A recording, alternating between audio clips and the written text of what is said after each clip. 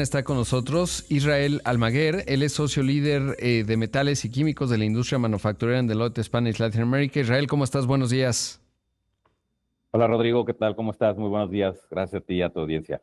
Oye, pues vamos a hablar de las tendencias de la industria química para 2025, pero bueno, pues claramente las realidades comerciales, lo que ayer anuncia Donald Trump en términos de aplicar arancel de 25% a los vehículos, en donde, bueno, hay cierto grado de confusión, pero pues le aplica este arancel a México, a Canadá, en la parte obviamente que se refiere a los contenidos que se producen en Estados Unidos de un automóvil, obviamente no pagarían arancel, pero esto es relevante, digamos, también para la industria química, y ahí preguntarte cómo está la relación bilateral y comercial entre México y los Estados Unidos vinculado a la industria química. Bien, digo, definitivamente hay una relación muy estrecha y entendiendo un poco también la parte de la historia del relacionamiento que tienen y la dependencia de alguna manera o codependencia que existe entre los negocios entre Estados Unidos y México. Definitivamente es un efecto muy importante en el desarrollo de los negocios de la industria química y sobre todo también entendiendo un poco en el antecedente de la industria, de cómo ha sido el progreso y la eficiencia y rentabilidad de este sector, en donde viene con crecimientos de alguna manera moderados en 2024, recuperándose poco a poco y paulatinamente después de la etapa de la pandemia. Y la expectativa es que este crecimiento de alguna manera moderado que se ha tenido en 2024 continúe hacia 2025 y años subsecuentes, ¿no? Claro. En el caso de productos químicos, México con Estados Unidos somos superavitarios, deficitarios, ¿cómo está? Obviamente, supongo yo que las cadenas de valor están relativamente integradas. China es un jugador grande, obviamente también, pero ¿cómo está esa parte? ¿Cuál es la fotografía? Sí, la fotografía es que definitivamente las exportaciones de México hacia los Estados Unidos en el sector químico y de alguna manera explicando un poco que el sector químico tiene que ver prácticamente con el 96% de toda la parte de manufactura. Entonces, el sector está involucrado en todo el sector manufacturero y México, al ser un país meramente exportador, nuestra balanza comercial en el sector químico definitivamente es la exportación, lo más importante, ¿no? En los diferentes sectores dentro de la química, ¿no? De la industria. Claro. Y en este sentido, bueno, pues estamos entonces ante este cambio. ¿Cuáles podríamos decir que son las tendencias en 2025, entendiendo que hay muchos grados de incertidumbre, sobre todo porque lo que estamos viendo es que Donald Trump está dispuesto a romper esta vinculación, a pesar de que eso, la vinculación en sí le genera beneficios económicos a los Estados Unidos, pues parece que está dispuesto a romper ciertas cadenas de valor, aun cuando esto tenga efectos negativos en los Estados Unidos y cómo se define estas tendencias 2025. Claro que sí, Rodrigo. Mira, anualmente nosotros emitimos este reporte de las tendencias por cada una de las industrias, en este caso específico de la industria química. Y este reporte o este informe se construye de análisis de datos históricos de empresas del sector, así como de entrevistas, encuestas con personas de la industria alrededor del mundo y muy enfocado también en América y en Estados Unidos en particular.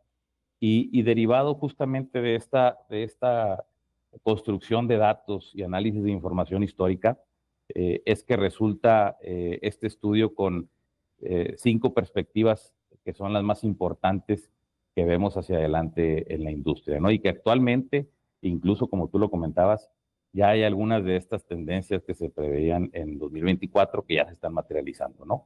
Estas tendencias principalmente se relacionan con las eficiencias en los costos, que es algo muy importante en este sector, el mejorar la eficiencia operativa a través de programas de reducción de costos, que de alguna manera ya se veían la implementación de estos programas desde la etapa de pandemia y poco a poco esos programas de reducción de costos han venido teniendo efectos financieros en las compañías, de forma que sus rendimientos, principalmente su EBITDA, se ha visto mejorado a pesar de los efectos en el decremento en la demanda y por consecuencia en sus ingresos.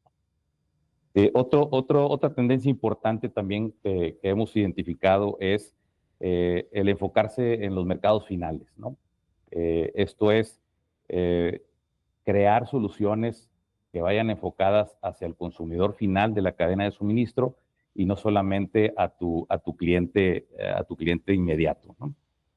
La innovación es otro factor importante también que vemos como una tendencia dentro de la industria y enfocada principalmente a la mejora en los rendimientos, pero a la vez que sean rendimientos generados a través de soluciones que ayuden en la parte de sostenibilidad, que es un tema también muy importante en el sector. Y finalmente, como quinta tendencia, y ahorita podemos profundizar en cada una de ellas, es la cadena de suministros, ¿no? Es bien sabido que en la industria química la resiliencia de la cadena de suministros se ha puesto a prueba en muchos periodos y más recientemente con la etapa de la pandemia. Sin embargo, pues bueno, se tiene que fortalecer esa resiliencia y adaptarse a los cambios que existen macroeconómicos, geopolíticos también y reglamentarios, ¿no? En el ambiente del negocio. Claro, y supongo yo que, bueno, pues las políticas disruptivas de Donald Trump cambia radicalmente el panorama, ¿no? Porque obviamente cuando pensamos en resiliencia en las cadenas de valor, uno, digamos, evaluaría, bueno, pues el riesgo hacia, evidentemente, cómo hacer esa resiliencia. Después de la pandemia era obvio y entonces, pues, habría que recentrarse en la región Norteamérica, porque ya decía, pues sí que estamos integrados, es interdependiente la relación. Sin embargo, pues con lo que se está anunciando, vamos a ver qué se anuncia específicamente el 2 de abril, esto se vuelve más complicado, ¿no? Porque esa resiliencia pues ya es local, pero México además en la industria química pues tenemos mucho por avanzar, ¿no? El sexenio pasado, por ejemplo, se invirtió bastante poco. Recuerdo mucho que platicaba con el presidente de la ANIC, con José María Bermúdez, muy al principio, y decía, oye, pues nosotros lo que queremos, tenemos $5,000 millones para invertir, pero pues esto se va volviendo complicado. Y venimos de ahí, ¿no? De una debilidad estructural en el país, en donde hemos dejado pasar oportunidades en la industria química por ciertos criterios que tienen que ver con la política pública, pero en esa consideración, pues ahora si el TEMEC no va a funcionar como venía funcionando, pues cambia todavía más la ecuación. Correcto. Definitivamente es algo que la industria química debe tener muy en cuenta. Todo el tema, además del tema geopolítico, climático, las diferentes normativas y reglamentos que se puedan estar generando, entre ellos justamente el efecto que puede llegar a tener estos aranceles, que bueno, como bien indicas, esperemos los tiempos. Es algo muy dinámico y justamente las cadenas de suministro en la industria deben tener esa habilidad para adaptarse de manera inmediata y es aquí en donde entra la importancia de tener herramientas que provean información en tiempo real para la toma de decisiones, ¿no? Y hacer modelaciones con los diferentes escenarios respecto, por ejemplo, a este tema de los aranceles y poder tener información en tiempo real con distintos escenarios y poder decidir en el momento en que se materialicen este tipo de situaciones como los aranceles, ver cuál es el curso de acción que mejor conviene al negocio, ¿no? Claro, sí veo aquí en la NIC que menciona la Asociación Nacional de la Industria Química, menciona que la industria química es uno de los sectores manufactureros más relevantes en México, generando un flujo comercial de $54,000 millones, siendo Estados Unidos su socio más importante con el 57.8% de las exportaciones y el 66% de las importaciones. Y entonces eso nos dice pues muy claro, digamos, dónde estamos. Debo hacer un corte, Israel, pero te pediría la bondad de tu tiempo, regresamos y conversamos un poco más acerca de este momento y por supuesto de la tendencia de la industria química para 2025. Regresamos en un momento con más. Esto es Imagen Empresarial. Con nosotros Israel Almaguer, él es socio líder de metales y químicos para la industria de manufactura en Deloitte Spanish Latin America. Israel, bueno, pues dentro de las tendencias que veíamos está el asunto del rendimiento y la sostenibilidad. ¿Qué tanto se está modificando la agenda en términos sostenibles? Porque pues nuevamente de repente todo parece que el ombligo del mundo gira o está en Washington DC, porque si uno revisa la prensa, no solo en el sector químico, en todo, pues todo el mundo está hablando de lo que hace o deja de hacer, sobre todo pues porque se trata del país más poderoso del mundo desde el punto de vista económico y en otros sentidos también. Y preguntarte qué tanto se está modificando, digamos, pues los objetivos de sostenibilidad, considerando que en esta Casa Blanca pues se ha salido nuevamente el Acuerdo de París y de repente, bueno, pues hay empresas que empiezan a hacer a un lado esto y entender cómo se está dando en el sector químico. Correcto. Sí, mira, yo creo que un dato importante para tener una perspectiva de la relevancia que tiene el sector químico justamente en la parte de sostenibilidad eh, es que el 96% de todos los productos que se manufacturan tienen algún componente químico. Entonces, la relevancia que tiene la industria en la reducción de las emisiones de alcance uno, 2 y 3 dentro de los planes que existen para la reducción general de las emisiones de carbón es muy significativo.